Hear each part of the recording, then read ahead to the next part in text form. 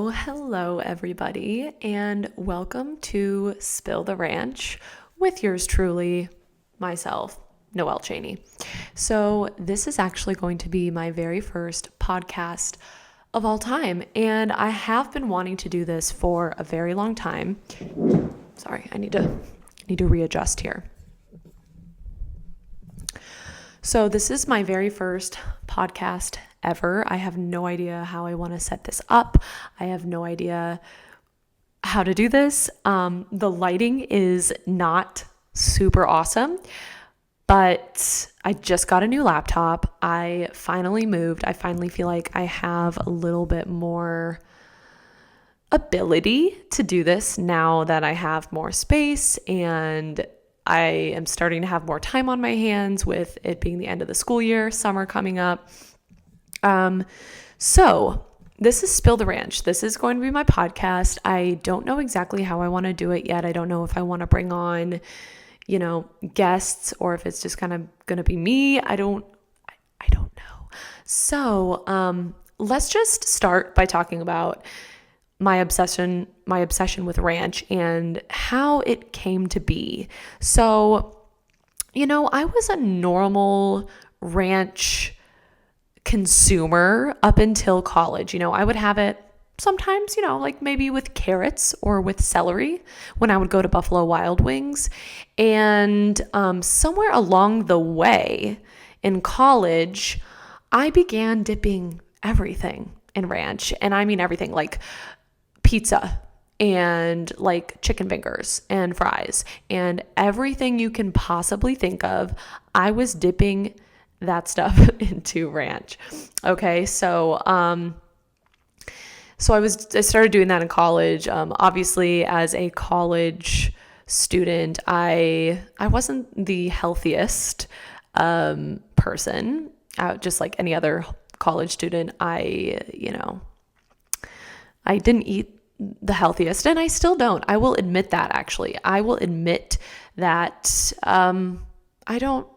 I'm not perfect, okay? But I kind of just took that with me into adulthood and then, okay, let's go back to 2020 when I started my TikTok account. I kind of was going viral, it was kind of crazy because literally like the third video I ever posted, it went viral and I instantly had 20,000 followers and I was like, what the heck is going on? Okay, I'll keep doing this. So I started making teaching content. And then 1 year later, I had 1 million followers and I was like, oh my God. It was so crazy. But a little over 3 years ago, I started saying every time I would dip something in ranch, because that's kind of my TikTok persona is I eat school lunches, I eat fast food, and that's kind of like my niche. And I started saying that in my videos back in 2021 in the spring, so a little over 3 years ago. I don't want to say I coined the phrase, but like I kind of did on TikTok. Okay, like I've been seeing some celebrities here and there saying it. I'm like, have they heard me? Or like, do they just also really love ranch? I don't know, but I did start saying that publicly 3 years ago, and I would say maybe close to billions of people have heard me say that phrase. So I would like to say that it is mine. That is just my opinion. So don't come for me for saying that. However, that is how my obsession with ranch started. And I started saying with ranch, obviously, in almost all of my videos, and it really caught on and it just kind of became a slogan of mine. And, here we are today and people still, comment on my videos if I don't have ranch in it or I don't say it. They're like, I can't believe you didn't say with ranch. Obviously, like, where's the ranch? So anyways, that is kind of why I thought it'd be fun to start a podcast. You know how like people say spill the tea, but for me, my tea is ranch. So my plan for this podcast, honestly, is for it to be like lighthearted, goofy, where I just discuss celebrity gossip, TikTok news, silly teaching related anecdotes and stories. I also want to share some of my weekly favorite foods, fast food meals that I'm loving, things like that. And so I have sort of this this like agenda that I have it written down, and I kind of just want to kind of have that sort of agenda each podcast for each episode. And I really want to start doing this on Ranch Wednesdays. I just think that rolls off the tongue so well. So happy Ranch Wednesday. I want to try and release an episode every Wednesday. And, if you guys are starting to like this kind of thing from me, then maybe I'll do it more often. I have really always been curious about the podcasting world, and I just haven't had the courage to start it yet.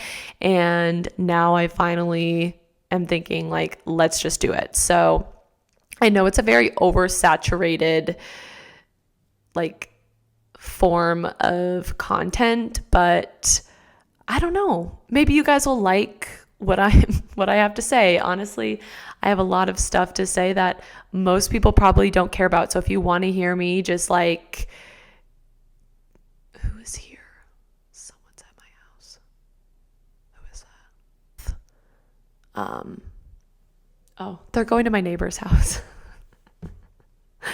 Okay. Anyways, where was I? So you may not really care about any of the things that I have to say, but if you do, if you want to hear me talk about nonsense and my opinions that don't matter, then maybe this will be for you. So let's start with my meal of the week. And this episode might be a little bit shorter just because I'm trying to figure things out. And honestly, I don't want to film for too long if it doesn't end up like working.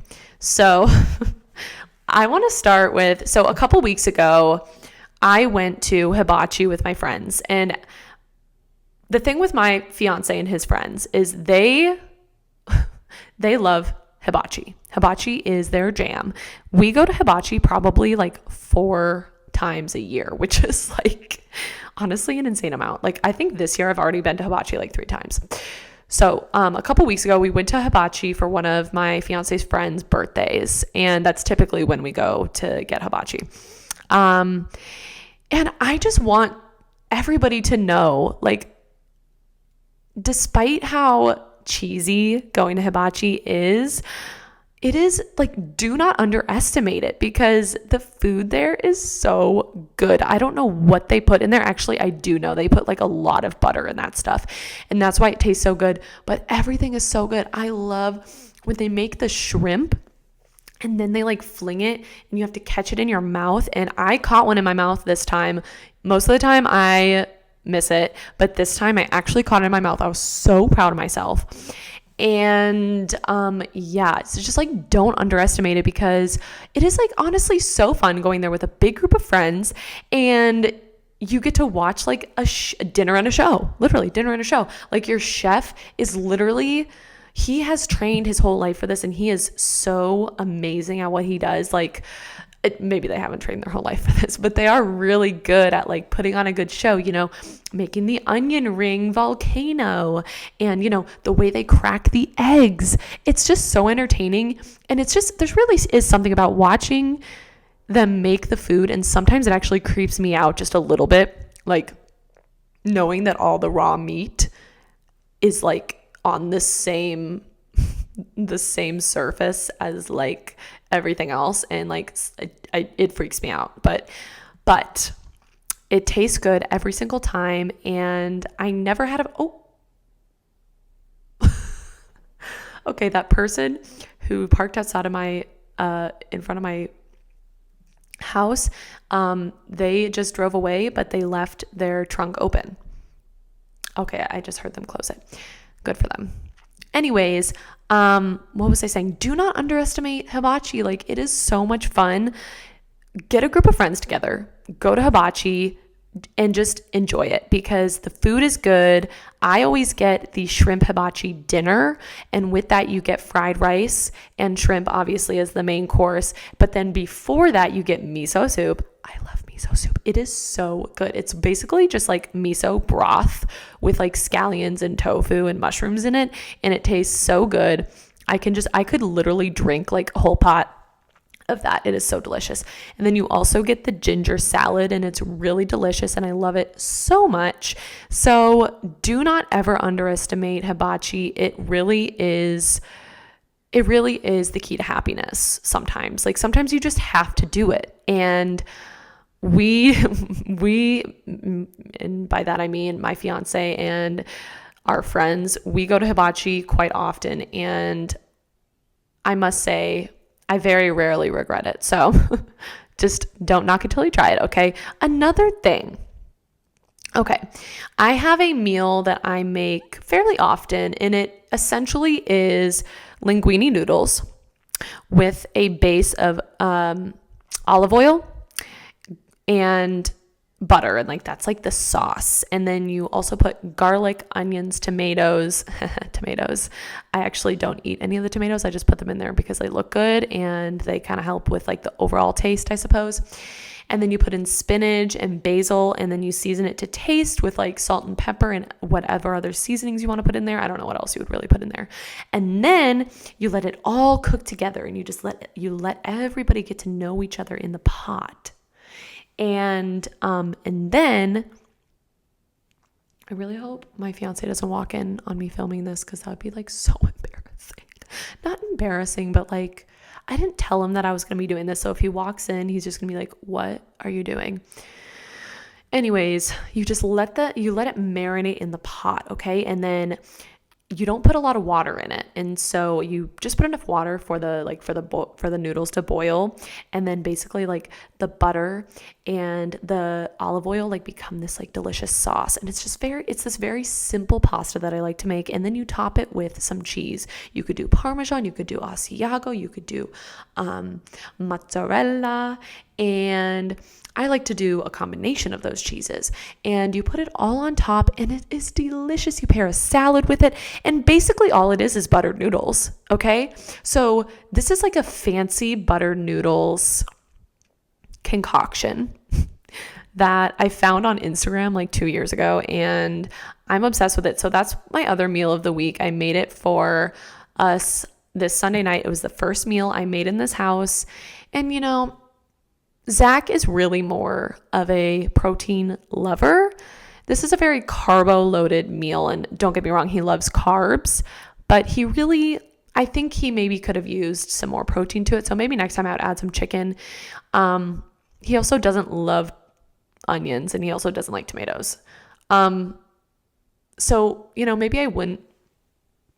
Maybe it would be more of a meal that I would make for myself if he's like out of town, because maybe he ate all of it and he said he liked it, but part of me just feels like maybe it wasn't his favorite, but it's like one of my favorites. It's okay. That is so okay. And I love him so much for pretending to like it. And I think he did like it. Like, I think he liked it enough, but it wasn't like his fave. You know what I'm saying? Okay, so those were my meals of the week. Hibachi and buttered noodles. Don't underestimate those. They seem like simple things in life, but truly, they're just not, okay? It's the basics. Back to the basics. That's something that I love. My taste over time, it used to be very plain. It's still somewhat plain, but there's nothing wrong with going back to the basics, okay? That's all I'm going to say. Moving on to my teaching story of the week. Now, I actually have a couple things I want to say. This is the last week of school. My students they're doing phenomenal. Usually during the last week of school, the students are absolutely crazy. They are bouncing off the walls. They aren't listening. They are just kind of awful human beings, if we're being honest. But they've actually been really good this week, and I would just like to give them a pat on the back for that, because it ain't easy. The weather's been nice, and if I were them, I'd be bouncing off the walls too. And I would like to say, if you give a high schooler a piece of candy, you can pretty much get them to do anything. You can get them to write a paper. You can get them to do a math equation. You can get them to answer a grammar question. All you got to do is give them candy. But you have to make it a competition. So if you make things a competition with the prize being candy, they will literally do anything. And it is a magical thing. So today we were reviewing for our vocab test, which is on Thursday. And I told them at the beginning, I was like, I have candy prizes, I have Jolly Ranchers, I have mints, I have Starbursts, I have Smarties, and I had some pencils as well. And a couple students took the pencils when I offered them to them. So basically what I did was I was like, okay, if you win in the Quizlet Live, which is basically like a Kahoot, it's like a competition type game where to review for something. We were reviewing our vocab words, and Quizlet Live is like competition where they're against each other. And so I said, if you are a winner today, and there were several winners, there were probably like 10 winners in each class, because we would play multiple times. And I said, I've got a bunch of candies if you win. And that really got them to commit. And they were getting angry if they lost. They were like telling their teammates, because you can do like a team mode too. They were telling their teammates to like, get it together. And I really think that the competition makes them better. And I think that's great for them. And honestly, all you have to do is offer them candy, and they will lock in, as the kids say these days. That's a phrase. I would say it's sort of been a phrase of the year, is lock in. I teach 16 and 17-year-olds, and anytime like I tell them, okay guys, like let's get going, they're like, all right, Miss Cheney, time to lock in. And it's really been something that I have actually adopted into my own language, into my own Noelle-isms. And sometimes I find myself saying it to the students and then they laugh at me. Or sometimes I find myself saying it to outside of school, and people are like, what does that mean? So moral of the story here is I definitely adopt a lot of the Gen Z. Are they Gen Z? So I'm technically Gen Z. I was born on the last day of 1996, and I'm pretty sure if you were born in 1997, you're still Gen Z as well. But like we're cuspers. So I could be a millennial. I could identify as a millennial. I could identify as a Gen Z. I think I really do identify as both.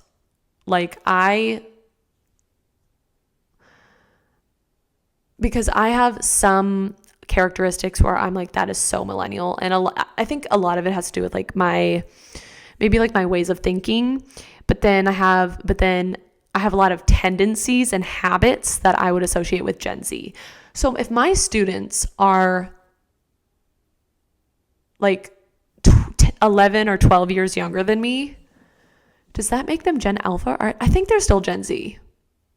Let me know. We'll see how many people actually watch this. So if you're watching this or listening to this, let me know. Are my high school students? So if they were born from, when were they born?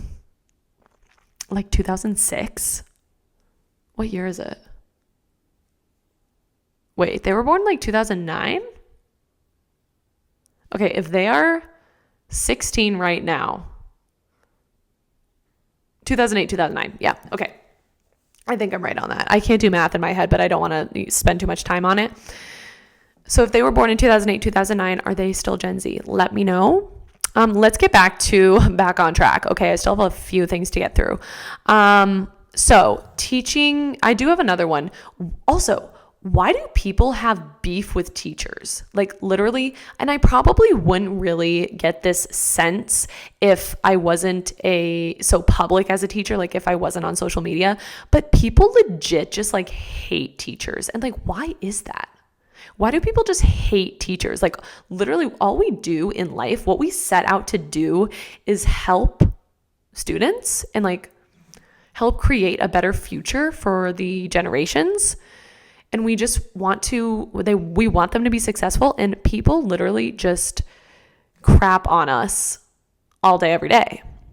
And I like, why do people have beef with teachers? Like, I don't understand it. Like, there are so many people online who really just spend their days sending hate comments to teachers and basically telling teachers that we are not worth anything and basically we suck and we're terrible people. And that's just not true. And I know this is supposed to be lighthearted, so I'm not going to spend a lot of time on this, but like, why do we think that is? Like, and I don't understand it. And it makes me sad, actually. But at the end of the day, I know there's a lot of people who do appreciate teachers. Last week was Teacher Appreciation Week, and I felt very appreciated. So I feel good about that. And I'm glad that there are people out there who don't talk crap about us online all the time. So thank you if you're one of those people who refrain from sending hate towards teachers. I love you. Okay, let's move on to my influencer rant, aka my influencer tea of the week. So this week isn't really tea. I do want to give a shout out to a TikToker who I've been following for a while. I'm pretty sure she used to be a teacher. I don't know if she is anymore. I think recently she said she is no longer a teacher, but she's a runner and she is so inspirational to me. And last year when I was like kind of going through my running journey and I was training for a race, I came across her page and she has run like 8 marathons, something like that. She's run Boston several times. And she just seems so sweet. She's so positive online, and she just posts all of these like running vlogs and like inspirational stuff about running. And her name is Lexi Watts, and I just want to give her a shout out because if you are kind of on your running journey, especially wherever you're at in your running journey, if you're starting it, if you are in the middle of it, wherever you're at, she is a really good person to watch if if you're looking for inspiration, encouragement, if you're looking for like just entertainment about running, like go watch her videos. Trust me, you will understand when you see. I really love her stuff. I think she's a really positive presence to the running community. And I think she's really real. She's really like honest, and she's also extremely talented. And so I wanted to give her a shout out. So that's not really tea. She's just like someone who I really, really like. So I think maybe each week I'll give like some tea about influencer, like maybe some stuff that's going on in the influencer world, but maybe I'll also give like a shout out to an influencer who I'm really, really enjoying lately. So let's move on to my celeb story of the week. This is more really from last week, the Met Gala. I did watch the Met Gala, some of it, the red carpet. Kendall Jenner still basically owns that thing, that event, that thing. She looked great. There were many other celebrities that looked fabulous. I'm not the biggest like outfit watching person. Like I'm not so into fashion. But I do like watching red carpets like that. I think it's fun. And, I am a little curious as to like the Met Gala, like why did we see videos from inside? I thought that we weren't really supposed to see that. So I honestly don't really know much about the Met Gala, probably because I've never been invited and never will be. So I don't know really what goes on. I know it's an art exhibit, but I never understand the themes. I never understand, what is it called? The exhibit, like the theme. I can't think of another word for it right now, but I can never really think of like what it means. It's hard for me to interpret. And like this year I feel like a lot of people didn't really understand the theme. And like, I do like how there's like, it kind of reminds me of poetry, honestly. With poetry, it's like you can, any different person can interpret it completely differently. And that's how it's meant to be. Like poetry is not necessarily always meant to be understood. It's not always meant to only have one singular meaning. And I kind of feel like that's how the Met Gala is in this sense, like can you guys hear that? There's a lot of people outside. It really is something to be interpreted, and that's how the outfits are. Think of the outfit as a poem.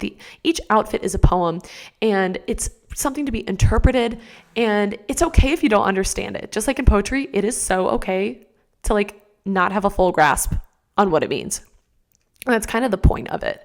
So I guess I'm kind of talking myself back into it. Like, oh, okay, I kind of like it. There were so many different interpretations of the theme with like, what was it, Garden of Time or something like that. And I really liked the one, I can't remember her name, but she was wearing like, she was like sand. She was like sand. That's what I remember. It was really cool. There was a lot of really cool ones. There were a lot of not so good ones too, but that's to be expected.